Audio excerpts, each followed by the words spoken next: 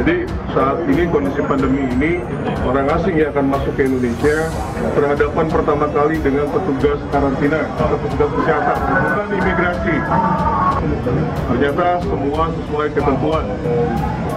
Sebelum mereka datang pun, kami sudah mengcross-check data Direktorat Jenderal Imigrasi di kantor pusat di Jakarta, memastikan apakah benar mereka akan masuk ke Indonesia dengan visa kerja.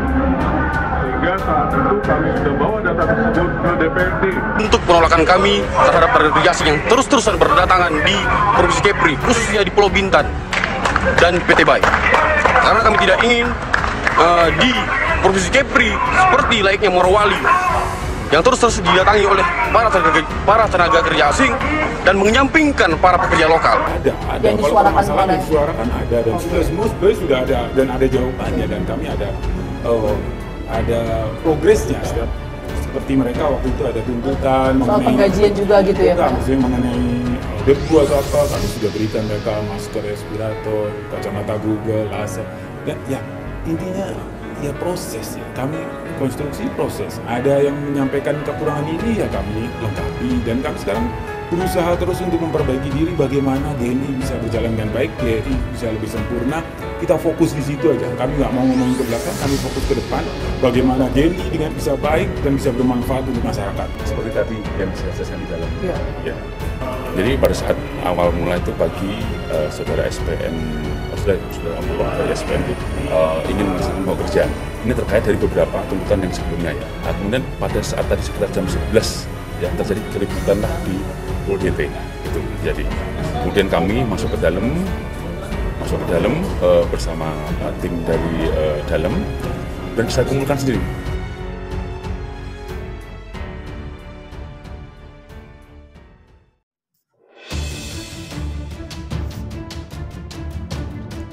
Ada potensi migrasi penduduk Cina ke Indonesia. DPR khawatir nasib lansia yang belum divaksin. Anggota Komisi 10 DPR RI, Edi Wuryanto, mendorong Kementerian Kesehatan untuk melakukan terobosan baru dalam hal vaksinasi masyarakat yang sudah lansia. Lantaran capaian vaksinasi lansia yang dinilai masih rendah. Lansia dinilai kurang termotivasi untuk melakukan vaksin hingga booster. Padahal, lansia merupakan kelompok yang rentan. Edi menuturkan, hal tersebut merupakan persoalan dasar vaksinasi di Indonesia. Ia pun mengatakan bahwa Presiden Joko Widodo sudah mengumumkan pembukaan diri untuk para turis asing berkunjung di Indonesia. Hal ini akan menjadi tambahan masalah jika lansia tidak terlindungi. Ia pun berharap pemerintah dapat mengambil langkah tegas terhadap permasalahan ini sebagai upaya memberikan perlindungan kepada lansia. Dalam kesempatan yang sama, Menteri Kesehatan Budi Gunadi Sadikin mengungkapkan tingkat pasien COVID-19 di rumah sakit lebih banyak pasien lanjut usia. Budi mengatakan untuk meningkatkan vaksinasi COVID-19 kepada lansia, pihaknya akan melakukan optimalisasi perihal edukasi. Ia juga mengungkapkan banyak lansia tak terlalu minat untuk divaksinasi. Berdasarkan data terbaru per Senin 23 Januari 2023, masyarakat yang sudah divaksinasi COVID-19 dosis pertama sebanyak 204.184.380 atau 87,01% dari total target sasaran vaksinasi.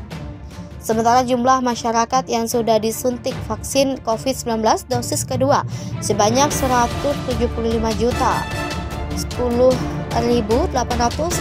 atau 74,58%. Kemudian, masyarakat yang sudah disuntik vaksin dosis ketiga atau penguat sebanyak 69.215.619.000 atau 29,50%. Adapun yang sudah mendapat vaksinasi dosis keempat yaitu 1.234.896 orang atau secara dengan 5,36%.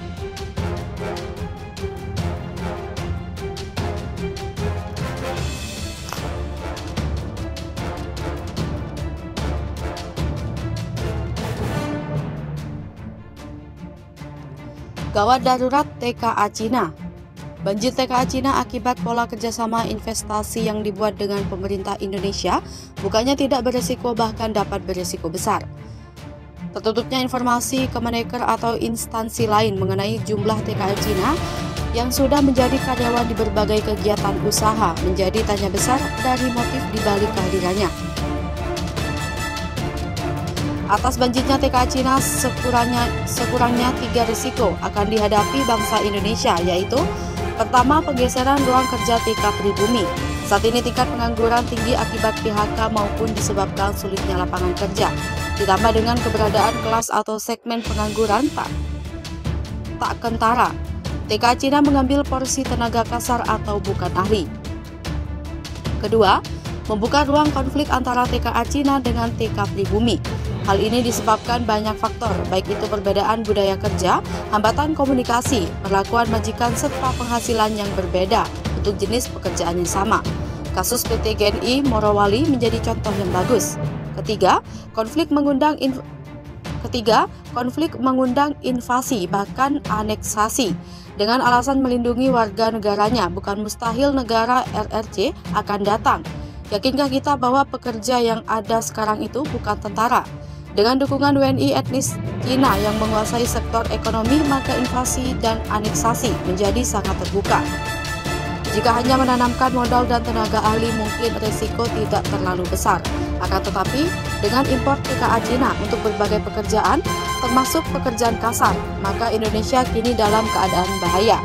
Setelah jebakan hutang menjadi bagian strategis dari proses penjajahan sistematis, maka Cina memiliki kunci lain, yakni TKA Cina.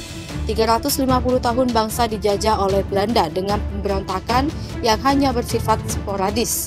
Artinya jika penjajah sudah mencengkramkan kukunya, maka tidaklah mudah untuk mengusirnya. Melawan saja perlu keberanian dan pengorbanan yang besar. Cina kini sangat potensial menjajah bangsa Indonesia. Sebagai raksasa ekonomi, Cina menghegemoni. Sebagai raksasa ekonomi Cina menghegemoni, tahap awal adalah penguasaan ekonomi, selanjutnya politik dan militer. Cina berperan menjadi bagian dari penjajahan kaum oligarki. Kini dikhawatirkan Cina telah ikut menjadi pengendali politik berbasis politik. Membiarkan atau membuka pintu lebar bagi TKA Cina adalah pengkhianatan orang dalam untuk infiltrasi, invasi, dan aneksasi. Persoalan bukan hanya masalah investasi dan hutang luar negeri, ini proses menuju kolonialisasi. Ketidakberdayaan menjaga kedaulatan ditampakkan dari konflik Morowali. Bagaimana aparat berpihak kepada TKA Cina? 2 pekerja tewas masing-masing TKA Cina dan TK pribumi, tetapi yang menjadi tersangka seluruhnya adalah TK pribumi. Bom waktu dapat meledak sewaktu-waktu. Penyesalan terjadi karena RRC benar-benar menguasai